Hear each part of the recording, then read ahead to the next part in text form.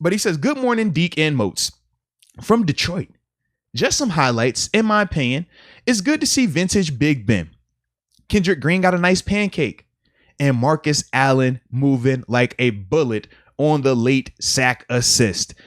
Let's go UW. No, I agree, man. Marcus Allen, he flew around out there. I like the fact that even though he might not have had his target completely calibrated, he was forcing action. And by you forcing and triggering, it allows your other guys, your teammates to go in there and make plays as well. So the sack, that definitely happened, man. He just triggered, right? Obviously, it was a little bit off, but we saw it open up the door for, I forgot who that was that finished him off on that sack.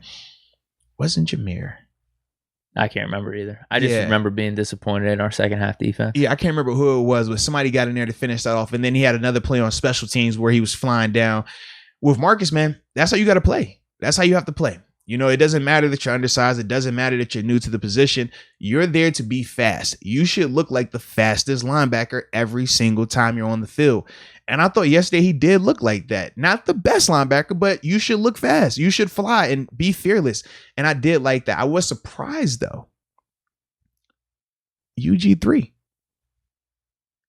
In terms of Marcus Allen going in before. Oh, yeah. Well, yeah. Nobody like, Johnson either, right? Yeah, Unless I'm missing something. It was just Spillane and Allen. Absolutely. I was definitely surprised by that. Now, I don't know if that was more so, hey, we're going to get Spillane and Marcus Allen in the end part, and then they'll start next game, but we'll see a ton more, obviously, of Buddy, UG3, Marcus Allen. We'll see a ton of those guys next game. But, yeah, that definitely caught me off guard a little bit, though.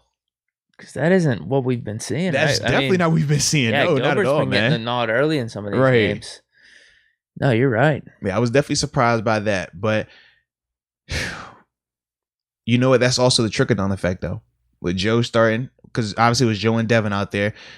But you're pairing these guys together, big body versus a smaller, or you think about like Spillane and then Allen, right? Allen is more of your coverage guy. Spillane is more your thumper. That's why I was surprised that UG3 didn't get that opportunity first. That's how they did it in the Cowboys. Because I would assume it would have been UG3 Spillane, and then you go Marcus Allen, Buddy Johnson, just because Buddy's the rookie. So, you know, his roster stock, like he's going to be here, but you don't put him ahead of some of those other guys just yet. You want them to, you know, get those reps and see what they look like.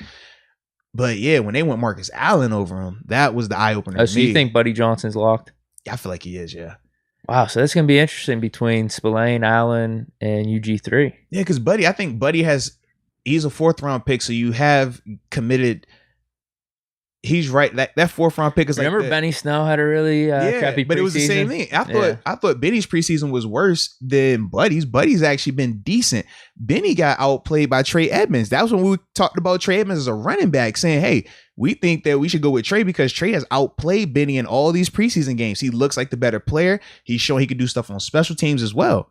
Which is another reason why I'm like, if you're going to keep Edmonds, now you're still in 2 positions, right? You got a fullback, and if you need a 4th running back, or we get in a jam in the game where guys get hurt. He played in 2019 absolutely. At some points. I remember the cool thing. So to me, I'm like, dude, that is versatility. It's a no-brainer. If it's close, this guy's way cheaper, you go that route. But like we said, we understand it's more than just that working into this situation here. So, yeah, dude. Yeah, I don't know how that's going to play out. You're right. I was interested in that. I didn't think Spillane played good again in that second half. John Doe brings up a good point. He says he thinks that Spillane's confidence has taken a blow since that move. And I do agree with that, man. Even though in practice he still would come out and he's trying to bounce and have that same energy, he does not look the same just body language wise since that trade has happened. And honestly, from personal experience, man, that is a normal feeling.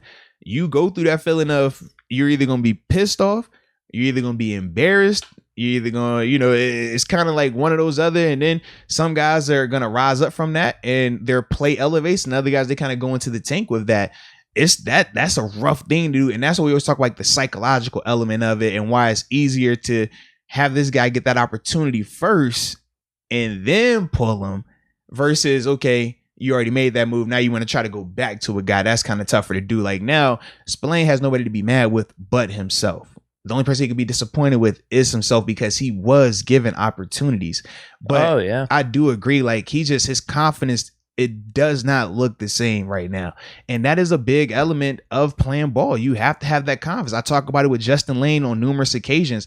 A guy can look good or play well, but if his confidence isn't there, he's not going to play to his full potential. He's not going to be as good as he truly can be. And with Spillane, that does look like we're having a little bit of that right now. I hope it doesn't affect him long term in terms of like if we keep him and we need to come back to him because of an injury, he lets that linger. That's what I'm fearful of. I want to make sure that this is like, all right, I know it's still fresh, 7 days. Get it out your system, though. We got to get back to you playing ball the way that you were playing earlier on in camp. So, but can I talk about the good people over at Manscaped? Can we talk about them for a little bit? Because football season is here, okay? And we've been seeing a lot of people ball out with the pigskin. The ball is pretty smooth. And you know what else is pretty smooth? Your delicate friends when you use your Manscaped. You know, that Lawnmower 4.0, that Performance Package 4.0. Hot Guy Summer is still technically in effect. We got like a couple weeks just left before it ends, okay? So you want to make sure that you are smooth and trim, just like that pigskin ball is. When we saw Seven throwing that Teddy Bird to big old Pat, we want to have ours smooth just like that. So it's aerodynamic, baby. Aerodynamic. And the best way to do that is to use that promo code. You know we got to have a promo code for you, baby. And that promo code is MOATS. MOATS. Use that promo code. You get your 20% off along with free shipping so you can be flying through feeling great and winning at life like our team here in Pittsburgh does. So that is that. But shout out to the good guys at Manscaped.